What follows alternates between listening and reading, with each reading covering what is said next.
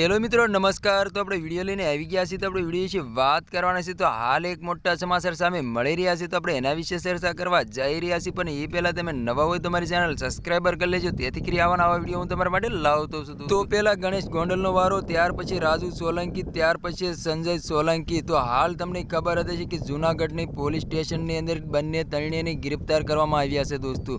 તો દોસ્તો તમને ખબર હતી કે રાજુ સોલંકી અને ગણેશ ગોંડલ વિશે જે મેટર ચાલતી હતી, જે ગણેશ ગોંડલે જે દલિત યુવકને મારવામાં આવ્યું હતું, નંગ કરીને મારવામાં આવ્યું હતું, ત્યાર પછી સોશિયલ મીડિયા પર ખૂબ જ વિરોધના વિડીયો વાયરલ થઈ રહ્યા હતા। રાજુ સોલંકીનું એવું કહેવું હતું કે હજી લગી મારો ન્યાય મળ્યો નથી અને મારા ન્યાય માટે હું 13 ઓગસ્ટના દિવસે ગાંધીનગર મારો ન્યાય માટે હું જવાનો છું, અને ગાંધીનગર મારો ન્યાય નહીં મળે તો દિલ્હી જવાનો છું, દિલ્હી પણ મારો ન્યાય નહીં મળે તો હિન્દુ ધર્મમાંથી મુસ્લિમ ધર્મ અપનાવવા જઈ રહ્યો છું દોસ્તો। તો હાલ એમ કહેવાય છે કે રાજુ સોલંકીના સૌથી મોટા સમાચાર આવી રહ્યા છે કે જૂનાગઢની પોલીસ સ્ટેશનની અંદર ગિરફ્તાર કરવામાં આવ્યા છે દોસ્તો। તો દોસ્તો તમને ખબર હશે કે રાજુ સોલંકી છે, જયરાજસિંહ જાડેજા છે, આમ સામે લડી રહ્યા હતા દોસ્તો। ત્યારે હાલ એમ કહેવાય છે કે રાજુ સોલંકીનો એવા દાવાઓ છે કે મને જયરાજસિંહ જાડેજાએ ફસાવીને જેલમાં નાખવામાં આવ્યા છે દોસ્તો।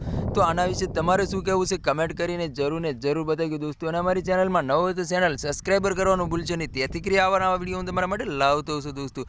તો દોસ્તો તમને ખબર હશે કે રાજુ સોલંકી એવું બોલ્યા હતા કે હજી લગી મારો ન્યાય મળ્યો નથી, અને એમ કહેવાય છે કે ગાંધીનગર જવાનું છે, ગાંધીનગર ન્યાય નહીં મળે તો દિલ્હી જવાનું છું, અને દિલ્હી પણ મારો ન્યાય નહીં મળે તો હું એમ કહેવાય છે કે હિન્દુ ધર્મમાંથી મુસ્લિમ ધર્મ અપનાવવા જઈ રહ્યો છું દોસ્તો।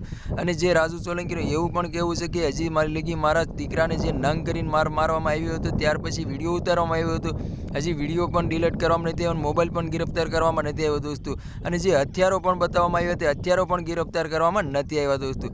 તો હાલ એમ કહેવાય છે કે રાજુ સોલંકી, સંજય સોલંકી 5 લોકો હતા, 5 લોકોને ગિરફ્તાર કરવામાં આવ્યા છે દોસ્તો। આવા મોટા સમાચાર સામે મળી રહ્યા છે દોસ્તો। તો આના વિશે તમારે શું કહેવું છે કમેન્ટ કરીને જરૂર બતાવજો દોસ્તો। અને મારી ચેનલમાં નવો હોય તો ચેનલ સબસ્ક્રાઈબર કરવાનું ભૂલશો નહીં, તેથી કરી આવા વિડીયો તમારા માટે લાવતો છું દોસ્તો।